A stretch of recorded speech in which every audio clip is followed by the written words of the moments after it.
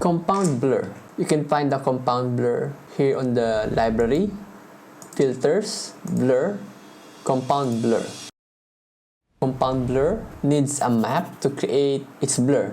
Currently, if you scroll through the timeline, you won't see any blur, and even if you increase the amount, there's no blur. This blur map is the one that drives the blur on your layer. Let's create our blur map. Let's create a new group. Command-Shift-N, go to library, go to generators, and let's add a clouds generator.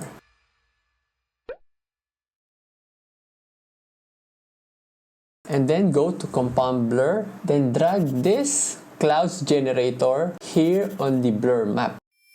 Let's turn off our clouds. As you can see, there's no changes yet, but let's increase now the amount of blur.